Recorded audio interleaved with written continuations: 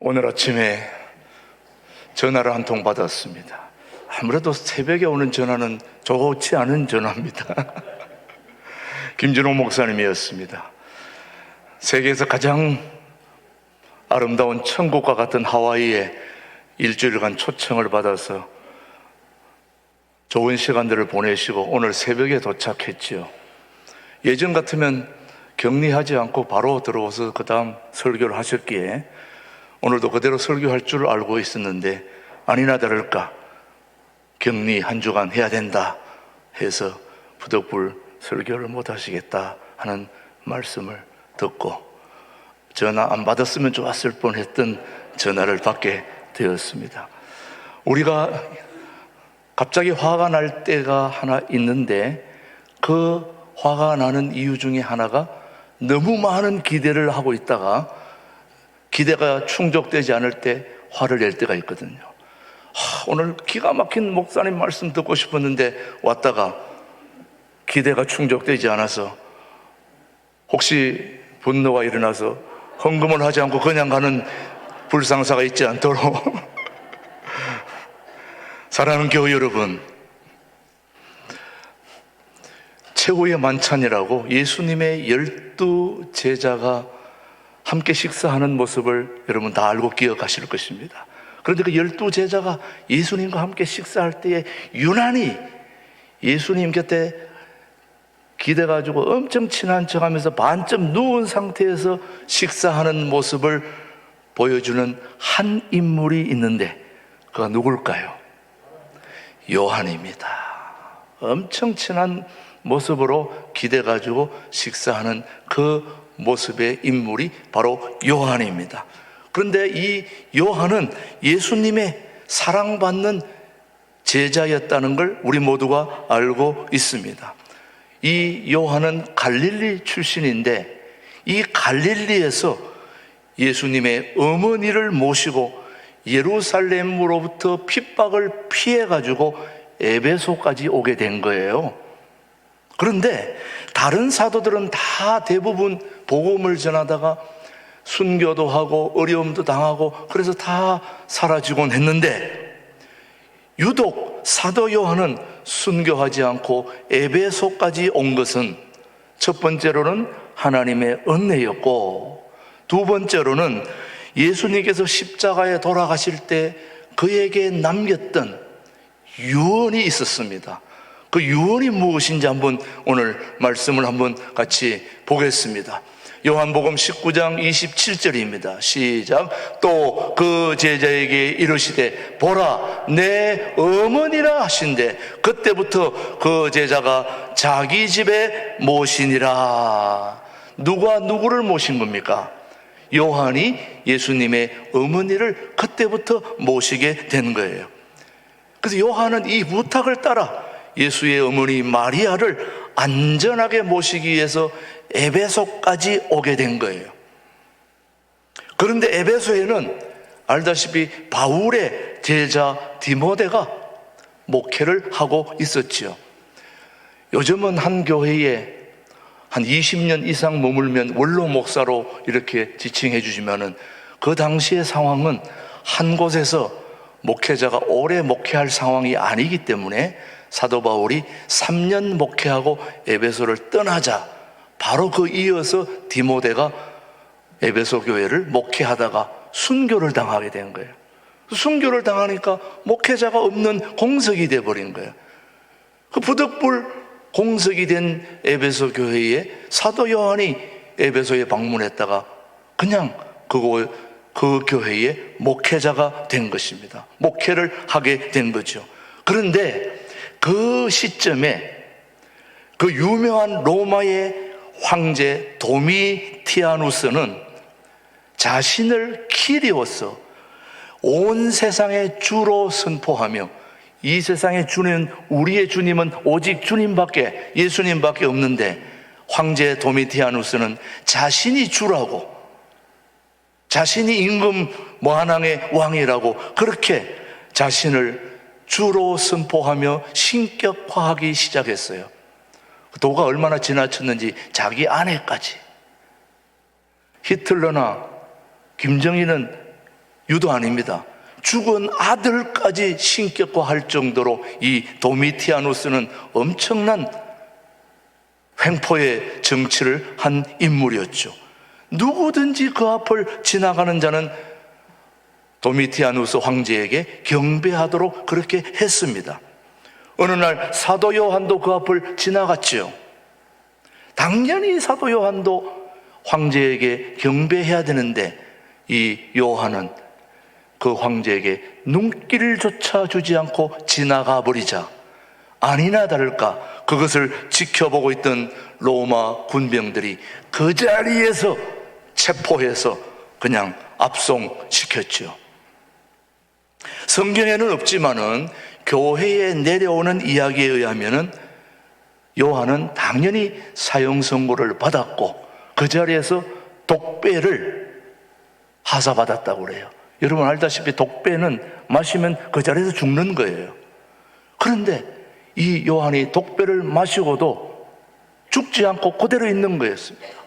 깜짝 놀란 로마 제국 관리자들은 이거 안 되겠다 싶어가지고 펄펄 끓는 가마솥에다가 이 요한을 그냥 집어던진 거예요.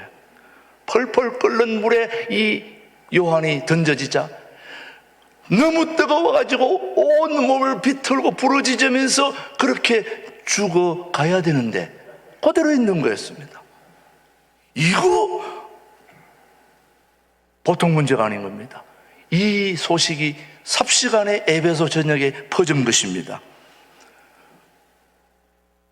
그 뜨거운 물에 울부짖으며 죽어야 할 요한이 오히려 평안해하고 있는 모습을 보고서는 이거는 아니구나. 이 소문이 삽시간에 에베소 전역에 퍼지자 당황한 로마 제국은 요한이 이 에베소 지역에 있는 것을 원치 않았습니다. 큰일 나겠다. 이거 죽일 수도 없고 칼로 죽였다가는 정치적 부담을 엄청 안게 되니 할 수 없이 묘안을 짜낸 것이 바로 에베소에서 100km 떨어진 반모섬이라고 하는 곳에 기항을 유배를 보내기로 했던 것입니다. 그래서 바로 요한이 반모섬으로 유배를 떠나게 되었던 거죠. 그 반모섬에 유배를 간 이 요한이 몹시 핍박 가운데 힘든 가운데 밤에 성령의 강력한 임재 속에 요한의 귀에 나팔 소리 같은 우렁찬 소리가 들렸습니다.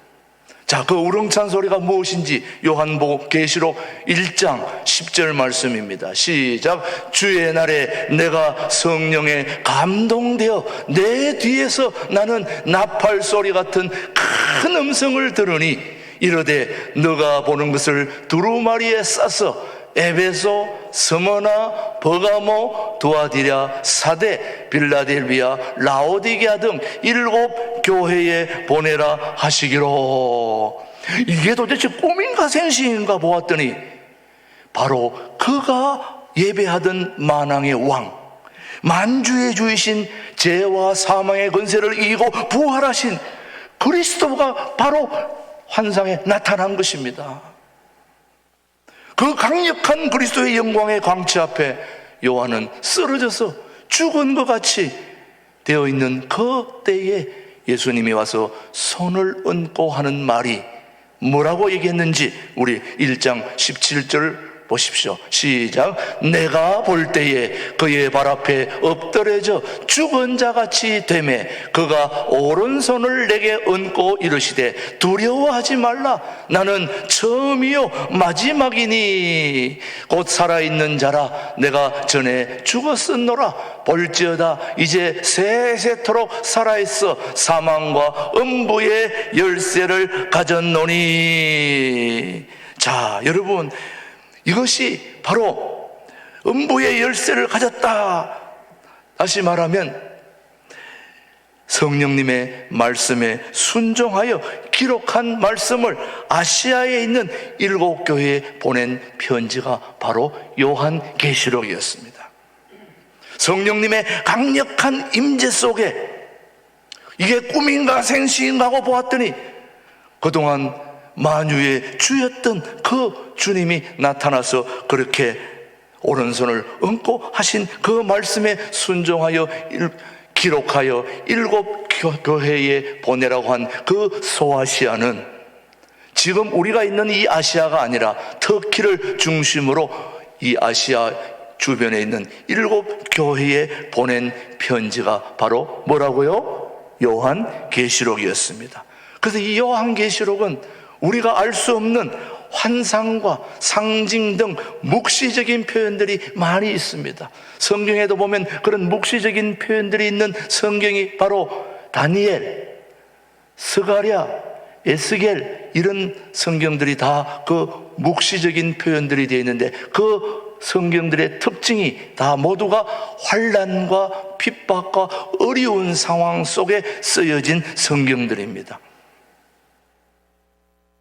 요한이 받은 소아시아에 보낸 7 교회의 편지인 이 요한계시록이 환상과 상징과 그림들로 인하여 복잡해 보이지만은 실상 들어가서 보면 간단하게 우리에게 3가지의 교훈을 주게 됩니다. 여러분이 이 요한계시록을 다 어렵게 생각하고 또 복잡하게 생각하지만 실상 가서 보면은 3가지의 교훈이 우리를 아주 위로하고 용기를 주는데 오늘 그 3가지를 좀 살펴보려고 하는 것입니다. 첫 번째, 이 요한계시록이 우리에게 주는 교훈 첫 번째는 종말은 반드시 온다. 반드시 있다는 것입니다. 자, 종말은 반드시 뭐한다? 있다. 우리에게 죽음이 있듯이 종말은 반드시 있다는 걸 알려주는 편지가 요한계시록입니다. 종말에는 개인적인 종말이 있고 사회적인 종말이 있는데 개인적인 종말은 뭐 코로나로 오미크론으로 죽든 또 교통사고로 아니면 질병으로 본인이 죽는 그날이 종말입니다. 그날이 종말이에요. 그러나 우리 모두가 한꺼번에 다 맞이하는 전체적인 종말이 있다는 거죠. 그 종말은 반드시 있다는 걸 얘기하는데 그 시기는 우리가 알 수 없다는 거죠. 자, 종말이 반드시 있긴 한데 언제인가는 아무도 알 수 없는데 한번 언제 그 시기가 있는지를 우리에게 암시해 주는 말씀이 마태복음 2장에 24장에 있습니다. 한번 보십시다. 시작. 너희도 아는 바니 만일 집주인이 도둑이 어느 시각에 올 줄을 알았더라면 깨어있어 그 집을 뚫지 못하게 하였으리라. 도둑은 자 이러므로 시작. 이러므로 너희도 준비하고 있으라. 생각하지 않은 때에 인자가 오리라. 그러니까 종말은 온다는 것입니까? 안 온다는 겁니까? 온다는 것인데 뭐처럼 온다고요? 도적같이 온다는 거죠. 도적같이. 도적은 언제 온다는 걸 얘기하지 않습니다. 제가 사진을 많이 찍다 보니까 제가 카메라를 굉장히 소중하게 여깁니다. 한 번은 해외에 있을 때 제가 사진을 찍으려고 막 다니다가 그날 두고 그 다음날 또 사진을 찍으려고 그러는데 그날 밤에 도둑이 와서 제 카메라를 가져갔습니다. 여러분, 자기가 별로 좋아하지 않는 걸 훔쳐가면 별로 관심이 없는데 가장 아끼는 걸 도둑이 가져가면 그렇게 분노할 수가 없고 화가 나고 그래서 제가 그 카메라를 찾으려고 도깨비 시장까지 다 다녀봤어요. 결국 못 찾았습니다. 참 안타까운데 도둑같이 도둑은 오기 때문에 미리 알았더라면 내가 치워놨을 텐데 여러분, 종말은 반드시 오게 되어 있습니다. 그래서 시한부 종말론 때문에 여러분 많은 어려움들이 있지 않았습니까? 1992년 10월 시한부 종말론으로 인해서 온 세상이 예수님이 온다고 난리들이었습니다. 메이저 신문까지 난리들이었습니다. 그런데 예수님이 오셨습니까? 안 오셨습니까? 안 오셨죠, 여러분. 예수님은 반드시 오시긴 하지만은 그 기한은 못을 박지 않고 있습니다, 여러분. 저는 개인적으로 종말에 관한 것을 모르는 게 좋겠다는 생각이 듭니다. 혹시 여러분 죽을 날을 아는 게 좋아요? 모르는 게 좋아요? 어떤 한 분이 저게 간증을 하는 걸 들어봤는데, 자기가 옛날에 아프지 않았을 때에 병원에 갔더니 얼마까지 살겠다고 딱 얘기를 듣는 순간 앞이 캄캄하고 그날까지도 못 살겠더라는 거예요. 벌써 이미 그 얘기를 듣는 순간 이미 벌써 반쯤 죽었어요. 그 소리를 안 들었으면 건강하게 살 사람인데 당신 죽는다 하니까 거의 죽어가고 있는 거예요. 여러분, 이 세상에 종말이 반드시 있다는 건 알지만은 언제라는 걸 아는 게 좋을까요? 모르는 게 좋을까요? 알면은 이렇게 가만히 있지 않습니다. 준비하느라고 난릴 거예요. 모르고 자기 일에 최선을 다하다가 그날이 오면 영광스럽게 주님 맞이하는 거죠, 여러분요. 그러나 종말은 반드시 있다는 걸 우리에게 알려주는 책이 요한계시록인 것입니다. 두 번째 교훈, 종말은 왜 필요한가? 새 하늘과 새 땅을 우리에게 주시기 위해서 종말이 필요하다는 것입니다. 자, 한번 물어볼게요, 여러분에게. 천국 가고 싶습니까? 가기 싫습니까? 가고 싶죠. 그럼 지금 천국 가기 위해서 해야 될 가장 중요한 일이 뭘까요? 죽어야죠. 죽어야 천국 가는 거 아닙니까? 아무리 좋은 천국도 죽지 않고는 갈 방법이 없는 거예요. 회개는 둘째치고 죽어야 가는 거예요. 종말이 왜 필요한가? 우리가 영원히 살 새하늘과 새 땅을 우리에게 주시기 위해서 종말이 필요하다는 말씀이죠. 도대체 새하늘과 새 땅이 어떤 곳이기에 그럼 그렇게 얘기하는지 우리 한번 요한계시록 21장을 한번 보시겠습니다. 21장 1절로 시작. 새 땅을 보니 처음 하늘과 처음 땅이 없어졌고 바다도 다시 있지 않더라. 또 내가 보매 거룩한 성 새 예루살렘이 하나님께로부터 하늘에서 내려오니 그 준비한 것이 신부가 남편을 위하여 단장한 것 같더라. 내가 들으니 보좌에서 큰 음성이 나서 이르되 보라, 하나님의 장막이 사람들과 함께 있음에 하나님이 그들과 함께 계시리니 그들은 하나님의 백성이 되고 하나님은 친히 그들과 함께 계셔서 모든 눈물을 그 눈에서 닦아주시니 다시는 사망이 없고 애통하는 것이나 곡하는 것이나 아픈 것이 다시 있지 아니하리니 처음 것들이 다 지나갔음이러라. 우리가 가야 할 새하늘과 새 땅이 저렇게 좋은 곳입니다. 우리 모두 함께 저곳으로 갈 수 있게 되기를 축복합니다. 지금 가까로 가시겠습니까? 대답하기가 쉽지 않죠. 새하늘과 새 땅 저렇게 좋은데 저기 가려면은 죽어야 되는 것입니다. 신앙생활 제일 잘하는 방법이 죽는 거예요. 사는 게 아니에요. 빨리 죽어야 저 새하늘과 새 땅으로 가는 것 아닙니까, 여러분? 계속해서 한번 보십시다. 새하늘과 새 땅이 어떤 곳인지 21장 5절로 8절까지 계속 말씀하고 있습니다. 시작. 보좌에 앉으시니가 이르시되 보라, 내가 만물을 새롭게 하노라 하시고 또 이르시되 이 말은 신실하고 참되니 기록하라 하시고 또 내게 말씀하시되 이루었도다. 나는 알파와 오메가요 처음과 마지막이라. 내가 생명수 샘물을 목마른 자에게 값없이 주리니 이기는 자는 이것들을 상속으로 받으리라. 나는 그의 하나님이 되고 그는 내 아들이 되리라. 그러나 두려워하는 자들과 믿지 아니하는 자들과 흉악한 자들과 살인자들과 음행하는 자들과 점술가들과 우상 숭배자들과 거짓말하는 모든 자들은 불과 유황으로 타는 못에 던져지리니 이것이 둘째 사망이라. 여러분, 우리가 본 대로 우리가 가야 할 새하늘과 새 땅의 모습을 우리는 지금 미리 보고 있는 것입니다. 우리에게 종말이 필요한 이유는 우리의 욕된 몸과 죽음을 끝내지 않고서는 새하늘과 새 땅을 볼 수가 없기 때문에 하나님은 요한계시록을 통해서 우리에게 종말은 반드시 있지만 그 종말이 있어야 하나님이 우리에게 주시는 새하늘과 새 땅에 들어갈 수 있는 지평이 열린다는 말씀이죠. 우리가 죽음 이후에 영원히 살아갈 그 나라, 새하늘과 새 땅의 광경이 너무 황홀하고 장엄해서 우리의 언어로는 설명할 수가 없다는 거죠.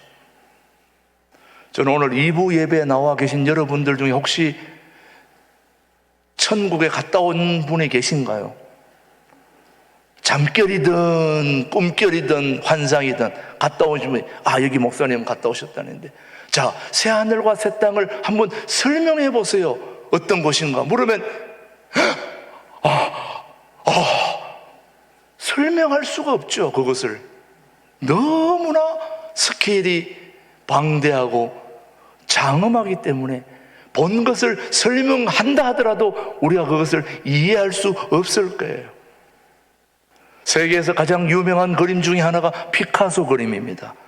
여러분, 피카소 그림을 제일 처음 볼 때에 이야, 이렇게 귀한 작품을 내가 볼 수 있다니, 이런 사람은 내가 볼 땐 정상이 아니지 않을까. 만약에 정상이라면 엄청난 예술의 경지를 지니고 있는 사람입니다. 대부분의 사람들이 볼 때는 야, 저것도 그림이야? 거리다 만 거 아니야? 이렇게 볼 수밖에 없는 그림이 피카소 그림 중에 하나예요. 여러분 보시면 아실 거예요. 그런데 그 작품의 해설을 듣고 보면은 그 작품 속에 엄청난 고뇌와 사랑과 아픔 등이 녹아 있다는 걸 우리는 해설을 듣고 나면 그렇구나, 그렇게 할 수 있듯이 우리가 가야 할 새하늘과 새 땅은 인간의 언어로, 말로는 표현하기가 쉽지가 않습니다, 여러분. 그래서 요한계시록의 표현들은 환상과 상징과 그림들로 표현되어 있는 것입니다. 세종대왕한테 텔레비전을 보여주고 설명하라 그러면 네모난 박스 안에 사람 같은 것들이 왔다 갔다 하는데 그건 뭐야? 우리는 보면 텔레비전 딱 한마디 얘기할 수 있지만은 한 번도 보지 못한 그 얘기는 그렇게밖에 얘기할 수밖에 없는, 우리가 가야 할 새하늘과 새 땅, 인간의 언어로 표현하기가 쉽지 않은 거죠. 그래서 보이지 않는 환상과 그림과 상징을 통해서 그 당시 고통당하는 성도들에게, 믿음의 사람들에게 요한계시록을 통해서 위로와 격려를 했던 책이 바로 요한계시록이었습니다. 그리고 로마 제국 시민이면 누구나 황제에게 전부 절하고 황제를 주라고 부르며 숭배를 해야 했다는 걸 우리는 이미 역사적으로 다 알고 있습니다. 오늘 저희 모두에게는 주님이라고 하면은 예수 그리스도 외에는 그 어떤 형상에게도 또 어떤 인물에게도 아무리 탁월한 세상 왕에게도 우리는 주라고 절할 수 없지요, 여러분요. 그래요, 안 그래요? 그렇게 할 수 없습니다. 그런데 그 당시 로마 황제에게는 그렇게 뻗대기가 쉽지 않았던 때입니다. 그 당시에는 황제 숭배를 거부하는 사람들에게는 엄청난 핍박과 고통이 가해졌습니다. 그리고 또 순종을 잘하고 또 로마 황제에게 경배 잘하는 사람에게는 세금 1%, 숭배 안 하고 말 안 듣는 사람들에게는 세금 50%. 세금 내보신 분들은 알 거예요.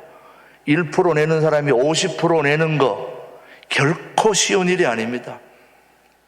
근데 그것도 1년, 5년, 10년, 20년도 아니에요. 300년 동안 그런 기간들이 계속된다면은 우리는 4년만 지나도 너무 힘들다고 어떻게 저떻게 해달라고 난리인데 300년 동안을 여러분 세금 50%를 내고 핍박과 고난을 한다고 생각하면은 신앙 하나로 버티기에는 너무나 힘들어요. 그렇지 않겠습니까, 여러분? 그래서 그렇게 힘든 그 당시 성도들에게 이제 종말은 얼마 남지 않았다. 그때의 종말은 이 세상의 끝도 있지만은 로마 황제의 그 폭거도 종말이 얼마 남지 않았다. 그러니 용기를 내라, 힘을 내라. 그러면서 상징과 환상과 그림으로 성도들에게 용기와 위로를 줬던 말씀이 바로 요한계시록인 거죠. 당시에 로마 정부는 그 도래할 그림에 대해서 이해하지 못하도록 여러 가지 상징들 666, 14만 4천 이 다 상징적인 숫자들입니다. 이게 현실적인 숫자가 아니라는 걸 우리는 다 알고 있는 거죠, 여러분요. 그래서 여러분 요한계시록이 우리에게 주는 세 가지 교훈. 첫 번째, 종말은 반드시 온다. 끝은 있다. 두 번째, 새 하늘과 새 땅에 들어가기 위해서 반드시 뭐가 필요하다? 종말이 필요하다. 세 번째가 중요합니다, 여러분. 그러면 그 새 하늘과 새 땅에 도대체 거기는 누가 들어가는가? 누가 들어가는가? 죽음 이후에 영원히 살 새 하늘과 새 땅, 그곳에는 아무나 들어갈 수 있는 곳이 아니라는 거예요. 누가 들어갈 수 있느냐? 새 하늘과 새 땅의 주인이신 예수님을 영접한 자만이 그곳에 갈 수 있습니다. 저는 우리 신광두레교회 오들이 다 갈 수 있게 되기를 바랍니다. 그러나 이 과정을 거치지 않으면 안 됩니다. 한마디로 어떻게 우리가 구원을 받습니까, 여러분? 우리가 구원받을 수 있는 첫 번째 조건은, 세례 받으신 분들은 다 이 과정을 거쳤겠지만, 첫 번째 요한복음 1장 12절 말씀 우리 한번 옛날로 돌아가 보십시다.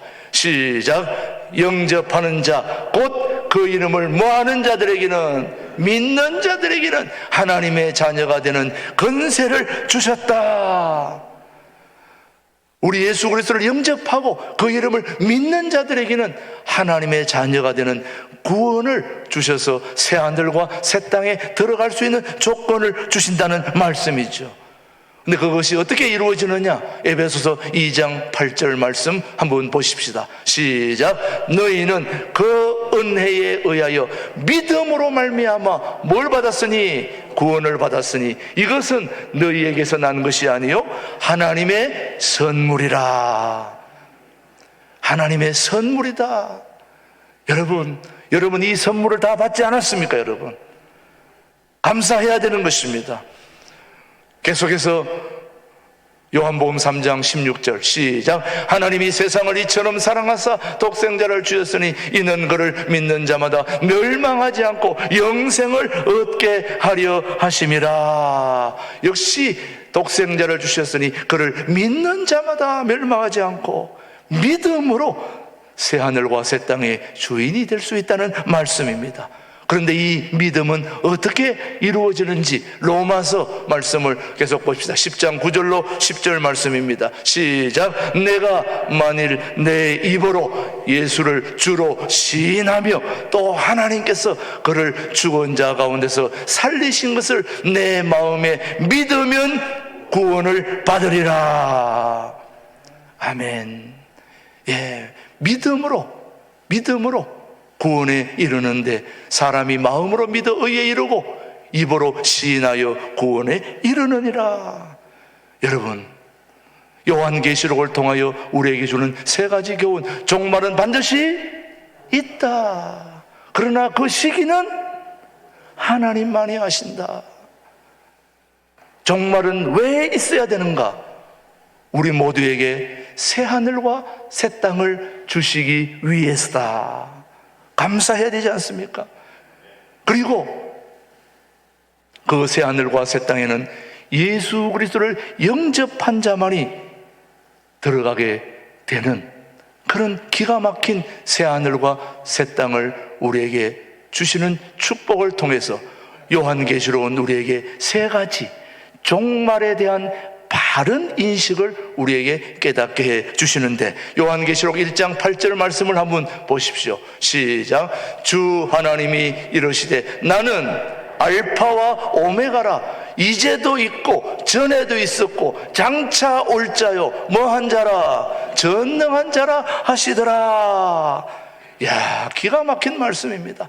나는 알파와 오메가다. 시작과 끝이다. 시작했으면 끝이 있는 것이 바로 하나님의 역사인 거죠. 그래서 우리를 향한 구원과 사랑을 확고하게 보증해 주는 말씀이 바로 알파와 오메가입니다.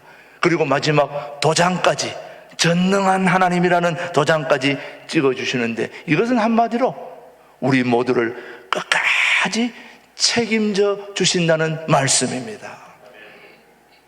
사랑하는 우리 교우 여러분, 여러분이 이 자리에 앉아 있지만은 여러분의 삶이 얼마나 신실하게 살아오셨습니까? 여러분이 세상 속에서 정말 신앙인답게 살아오셨습니까?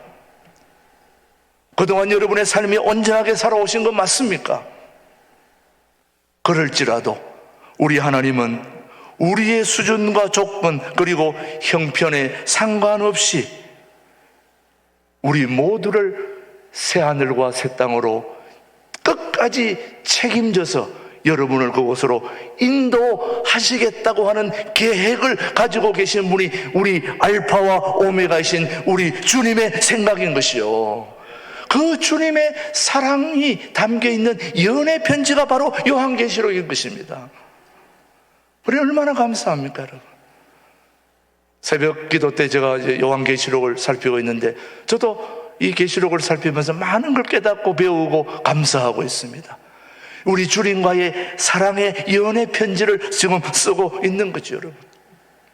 종말에 대한 바른 인식을 깨닫는 것이 얼마나 중요한지 모릅니다. 저는 40년 전에 이미 개인적인 종말을 맞았어야 될 사람이 여기 서 있습니다. 남양만 공동체 할 때에 공동체에 유일하게 차 한 대가 있었더니 옛날 봉고차, 다마스보다도 더 오랜 그 봉고차 한 대가 있었는데, 이 추운 겨울에 시내에 제가 혼자 볼일 보러 나왔다가 빙판길에 달리다가 브레이크를 잡아서 갑자기 급브레이크로 차가 뒤집어진 거예요. 뒤집어져서 한쪽에 처박힌 거예요. 순식간에 일어난 일이기 때문에, 여러분, 종말은 순식간에 일어납니다. 갑자기 뒤집혀가지고 제가 거꾸로 처박힌 상태에서 피를 흘리고 있더라고요. 근데 지금 내가 죽고 사는 건 중요한 게 아니라 이 공동체에 하나밖에 없는 이 차가 망가졌다는 게 이게 저한테는 엄청난 부담이었습니다. 아, 큰일 났다. 이 차를 망가뜨렸으니 어떡하나. 그래서 나와서 보니 다 망가져 있는 거예요. 안 되겠다. 그래서 그 책임을 조금이라도 모면해보기 위해서 다시 그 자리로 들어가가지고 전화를 했습니다. 차가 사고 났으니 빨리 오라고. 전화해놓고 올 때까지 다시 그 자리로 돌아가서 거꾸로 다시 피를 흔들리는 걸 만지면서 사람들이 오기를 기다렸어요. 예, 김준호 목사님과 사람들이 막 달려와가지고 괜찮냐고 막 얘기하는데, 괜찮아. 사람이 그래도 안 죽었네. 다행이야. 차는 괜찮아. 저는 차가 괜찮다는 말에 안도의 한숨을 쉬었습니다. 개인의 종말을 맞이했었어야 되는데, 주님이 이 엄청난 종말을 다시 한번 경험하게 하시려고 오늘 여기까지 인도하신 줄로 믿습니다. 사랑하는 교우 여러분, 이 요한계시록을 통해서 종말에 대한 바른 인식, 종말은 반드시 있다. 우리가 아무리 힘들고 어려워도 이 오미크론으로 인하여 우리 삶의 고통과 모든 게 가중된다 할지라도 이제 이 삶의 어려운 경제적인 모든 종말도 온다. 끝난다. 봄날이 올 것이다. 라는 그런 인식을 가지고, 그리고 두 번째 소중한 교훈은 요한계시록을 통하여 예수님이 누구이신가? 새하늘과 새 땅의 주인은 당연히 예수 그리스도이십니다.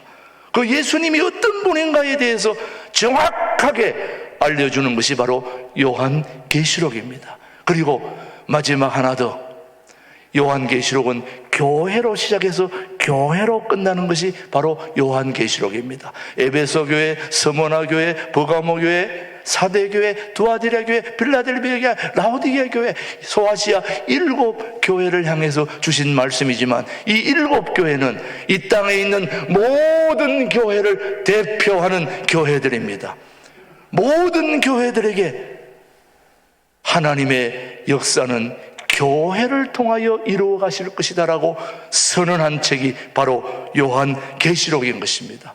그래서 교회는 이 땅의 희망이요 용기고 또 하나님의 기쁨이요 축복인 것입니다. 우리 신광둘의 교회는 바로 이 땅의 희망이요 소망인 그런 하나님의 교회로서의 사명을 잘 감당해서 이 종말론 때에 주님 앞에 아름답게 쓰임받는 그런 교회로서의 사명을 감당하는 저와 여러분들이 되기를 주님의 이름으로 축복합니다. 기도하겠습니다. 하나님 아버지 감사합니다. 요한계시록을 통하여 종말에 대한 바른인식, 예수 그리스도를 분명히 알게 하시고 이 땅의 유일한 희망과 소망이신 교회를 바로 알고 승리할 수 있도록 우리 모두를 도와주시고 함께하여 주시옵기를 예수님의 이름으로 기도드리옵나이다. 아멘, 아멘.